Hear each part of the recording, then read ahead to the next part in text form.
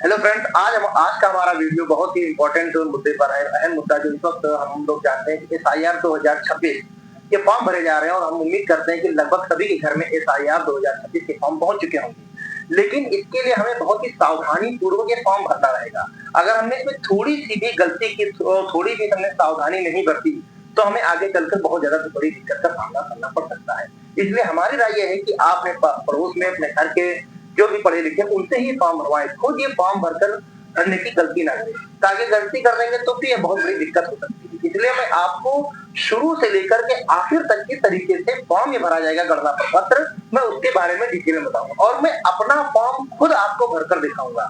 मैं खुद में बेसिक में टीचर हूँ, बीएलओ में रह चुका हूँ, इसलिए मुझे पूरी जानकारी, मैं जो भी आपको जानकारी दे रहा हूँ अपने अधिकारी जो पीओ साहब हैं उनकी देख रेख में, उनके द्वारा दी गई जानकारी के अनुसार ही मैं तुमको सारी जानकारी दे रहा हूँ, ताकि आपको कहीं भी जाने की जरूरत ना पड़े। इसलिए मैं शुरू करता हूँ किस तरीके से कहाँ फॉर्म भरना है, कैसे करना है, कौन सी आईडी लगाना है, कहाँ पे चैलेंजेस है, कहाँ पे दिक्कतें हैं, कब क्या भरना है, क्या नहीं भरना है, वो हम आपको सारी बातें बताएंगे शुरू से लेकर के आगे तक।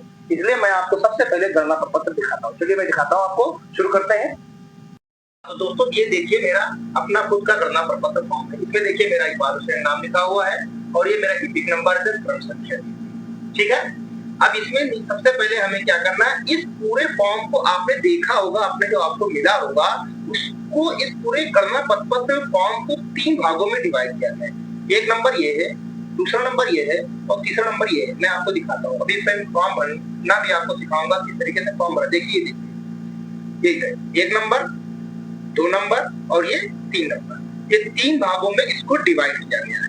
तो सबसे पहले ये 1 नंबर आता है। ये 1 नंबर जो फॉर्म है, ये हमें जितने भी लोग हैं, जितने भी मतदाता हैं, ये 1 नंबर फॉर्म ऊपर की डिटेल है, ये सभी को दी जाना कंपलसरी है, अनिवार्य है।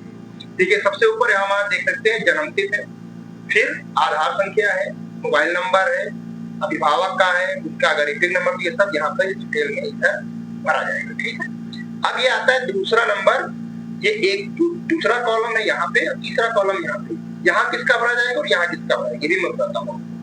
ये आते हैं दूसरे नंबर पे, जिसका 2003 की सूची में जिसका नाम है। ठीक है, सबसे पहले उसकी डिटेल हम यहाँ, ऊपर तो सबका भरा जाएगा, लेकिन यहाँ पे सिर्फ उसका भरा जाएगा जिस मतदाता का 2003 की सूची में नाम है, उसी को यहाँ पर भरना है। अगर आपका 2000 सूची में नाम नहीं तो आपको ये वाला कॉलम छोड़ देना है। अगर आपका 2003 की सूची में नाम है तो आपको ये भरना है। यहाँ पे निर्वाचक का नाम हो जाएगा और यहाँ पर उसकी ईपिक नंबर, संबंध, ये पूरे डिटेल में भी खुद अपना फॉर्म करके बताऊंगा। सिर्फ कॉलम समझा।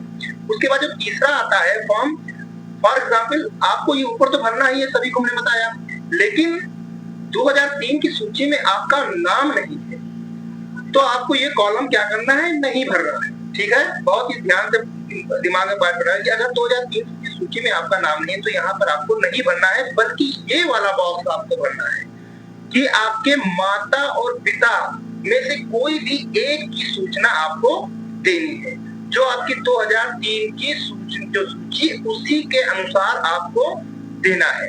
2003 की सूची आपको कहाँ मिलेगी, इलेक्शन कमीशन की जो वेबसाइट है वहां पर आप जाकर के सर्च कर सकते हैं। अगर आपको कोई ढूंढने में दिक्कत है कमेंट बॉक्स में है, मैं वहां पर आपको अवेलेबल करा दूंगा। ठीक है, तो यहाँ पर 2003 की सूची के अकॉर्डिंग आपको अपने जो संबंधी है, माता पिता दादा दादी, इनसे संबंधित यहाँ पे सूचना दी। एक चौथा नंबर आता है, तीसरा जो फॉर्म है, कि आपको ये ऊपर तो डिटेल भरनी ही भरनी है, लेकिन अगर आपका नाम 2003 की सूची में भी नहीं, ना ही आपके माता पिता का नाम 2003 की सूची में है, तो इस कंडीशन में ना आपको ये वाला कॉलम फिल करना है, ना ही ये वाला कॉलम फिल करना है, बल्कि सिर्फ ये वाला कॉलम फिल कर देना है और हमें अपने बीएलओ को दे देना है।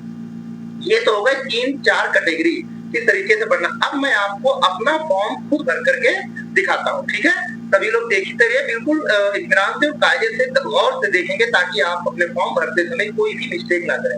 अगर फॉर्म भरने में आपको कहीं भी कोई दिक्कत और परेशानी आ रही है तो आप कमेंट बॉक्स में मुझसे सवाल पूछ सकते हैं कि यहाँ पर ये प्रॉब्लम है, यहाँ पे ये समस्या है, तो मैं आपको कमेंट बॉक्स में इसका जवाब दे दूंगा। ठीक है, सबसे पहले मैं शुरुआत करता हूँ अपने फॉर्म से भरते हुए।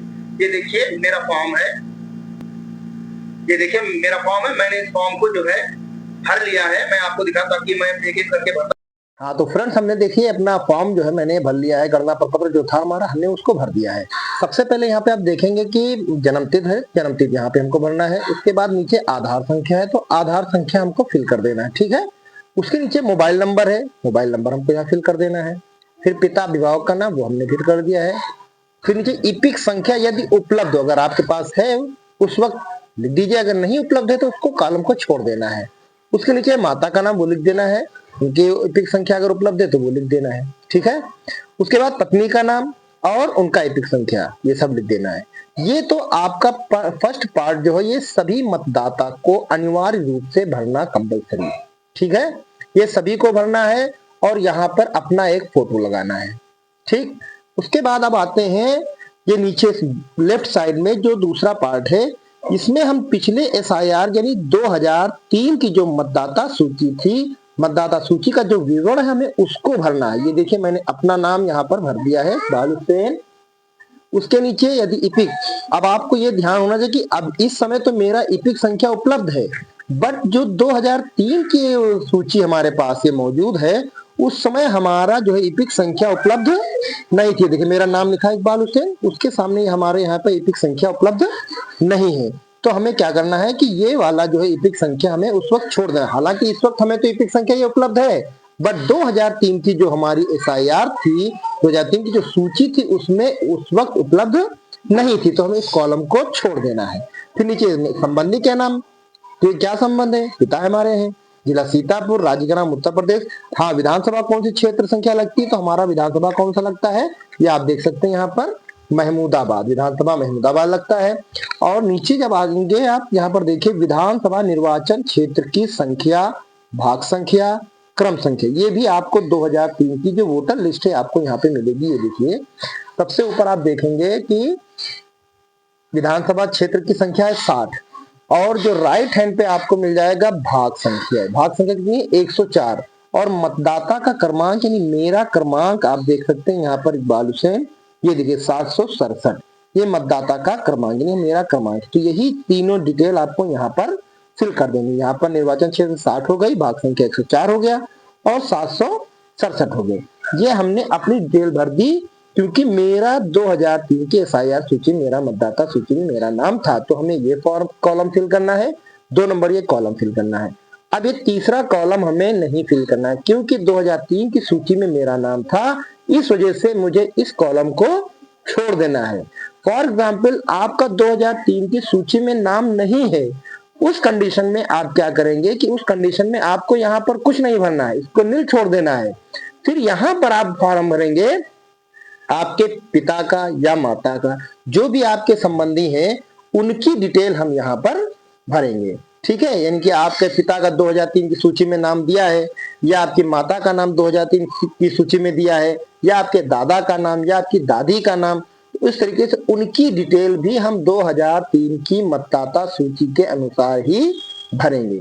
सबसे पहले उनका यहाँ पे नाम लिखेंगे, उनकी इपिक संख्या अगर 2003 की सूची में उस वक्त उपलब्ध है लिखेंगे, संबंधी का नाम उनके यानी अगर पिता तो उनके पिता का नाम लिख देंगे, फिर उनका संबंध लिख देंगे, जिला इसे लिख देंगे सीतापुर, राज्य लिख देंगे और यही नीचे क्षेत्र की संख्या 60 हो जाएगी, भाग संख्या वही रहेगी, क्रम संख्या आपकी बदल जाएगी, जो आपके पिता का नाम जो दिया वो क्रम संख्या वैसे बन। ये सारी कंडीशन हमें जो है 2003 की दोनों कॉलम जो है हमें 2003 की मतदाता सूची के अनुसार भरनी और ये वाली डिटेल हमें 2025 की सूची के अनुसार भरनी है।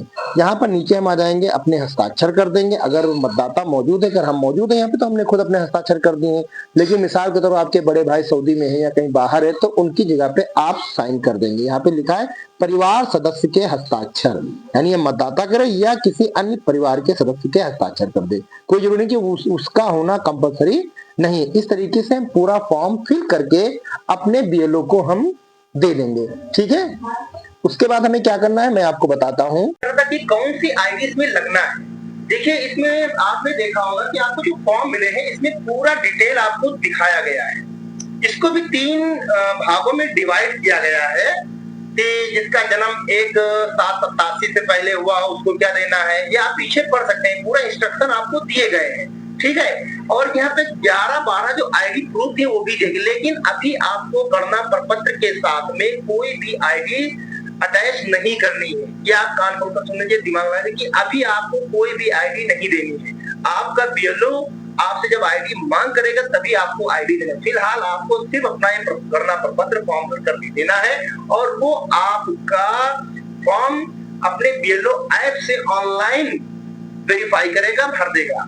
जब कोई दिक्कत होगी, आप फॉर एग्जाम्पल ना तो आपका नाम ही 2003 वोटर लिस्ट में है, ना ही आपके माता पिता का नाम 2003 वोटर लिस्ट में मिल रहा है, उस कंडीशन में आपको निर्वाचन आयोग एक नोटिस जारी करेगा। नोटिस जारी करने के बाद आपको अपना स्पष्टीकरण के तौर पर जो ये आपको 11-12 आईडी जो दी गई है उनमें से आपको प्रूव करना होगा और तब जाकर वो आपको आईडी लगाना होगा। लेकिन फिलहाल इस वक्त गणना प्रपत्र जमा करते समय कोई भी आपको आईडी नहीं देना है। ये सारा काम 4 दिसंबर को तक होना है। 4 दिसंबर तक आपको ये सारा काम कर लेना है, अपने बीएलओ को फॉर्म सबमिट कर देना है। अब इस फॉर्म को भरने में अगर किसी को कोई समस्या आ रही है तो कमेंट बॉक्स में आप बता सकते हैं, और अगर आपको ये वीडियो अच्छी लगी हो तो लाइक और शेयर जरूर करें, क्योंकि आपके भी काफी लोग रिश्तेदार जान पहचान के ये वीडियो उन तक पहुंच जाए, वो लोग भी आप सही फॉर्म भर सके।